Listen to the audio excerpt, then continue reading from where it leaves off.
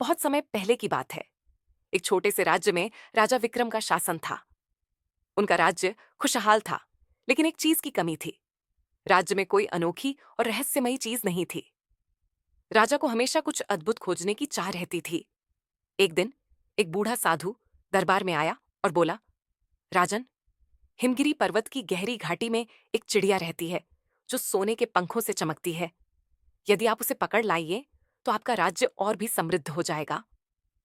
राजा विक्रम को यह सुनकर बहुत उत्सुकता हुई। उन्होंने अपने सबसे वीर राजकुमार अर्जुन को इस चिड़िया को खोजने भेजा। राजकुमार अर्जुन अपने घोड़े पर सवार होकर हिमगिरी पर्वत की ओर निकल पड़े। यात्रा कठिन थी।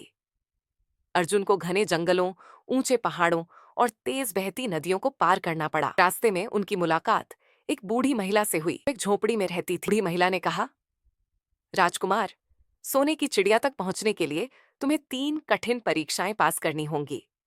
यदि तुम लालच करोगे तो चिड़िया कभी तुम्हारी नहीं होगी। अर्जुन ने सिर हिलाया और अपनी यात्रा जारी रखी। राजकुमार अर्जुन को सोने की चिड़िया तक पहुंचने के लिए 3 कठिन परीक्षाओं से गुजरना पड़ा। परीक्षाएं केवल बाहरी संघर्ष नहीं थीं, बल्कि उनके धैर्य, साहस और बुद्धिमानी की भी परीक्षा थी। ही अर्जुन हिमगिरी पर्वत के पास पहुंचे, उन्हें एक विशाल गुफा दिखाई दी। यह कोई साधारण गुफा नहीं थी, बल्कि जादुई गुफा थी, जहां चारों तरफ सोना, हीरे, जवाहरात और बहुमूल्य रत्नों का भंडार था।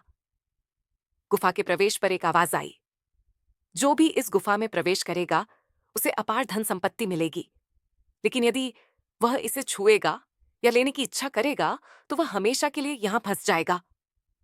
राजकुमार अर्जुन जानते थे कि उनका लक्ष्य सोने की चिड़िया को खोजना है, न कि धन संपत्ति के लालच में पड़ना।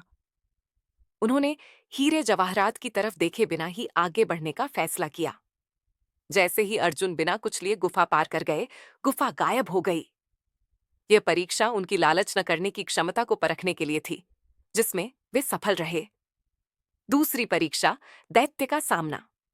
गुफा पार करने के बाद अर्जुन को एक संकरी घाटी से गुजरना था। अचानक एक विशाल दैत्य, राक्षस, उनके रास्ते में आ गया। दैत्य गरजते हुए बोला, तुम कौन हो जो मेरे इलाके में आए हो? यदि आगे बढ़ना है तो पहले मुझसे लड़ना होगा। दैत्य बहुत बड़ा और ताकतवर था, लेकिन अर्जुन ने अपनी बुद्धिमानी और वीरता का इस्तेमाल किया। उन्होंने सीधे लड़ने की बजाय दैत्य को धोखे में डालने की योजना बनाई। अर्जुन ने दैत्य को एक चुनौती दी, अगर तुम सच में सबसे ताकतवर हो तो अपनी हथेली में इस पहाड़ को उठाकर दिखाओ। दैत्य को अपनी शक्ति पर बहुत घमंड था, इसलिए उसने पहाड़ को उठाने की कोशिश की। जैसे ही दैत्य झुका, अर्जुन ने अपने तलवार से उसकी कमजोरी पर वार किया, जिससे दैत्य जमीन पर गिर पड़ा और हार गया। इस तरह अर्जुन ने केवल शक्ति से नहीं, बल्कि चतुराई और साहस से यह परीक्षा पास की। अब अर्जुन काले जादूगर के महल तक पहुंच चुके थे। महल बहुत डरावना और रहस्यमय था। इसके अंदर एक सुनहरी पिंजरे में सोने की चिड़िया कैद थी। जैसे ही अर्जुन चिड़िया के पास पहुंचे, जादूगर प्रकट हुआ और बोला, अगर तुम इस चिड़िया को चाहते हो तो मुझे कुछ देना होगा। अर्जुन ने पूछा, तुम्हें क्या चाहिए? जादूगर हंसते हुए बोला, तुम्हारा साहस और ईमानदारी। अगर तुम अपनी सत्यनिष्ठा छोड़ दो तो यह चिड़िया तुम्हारी हो जाएगी।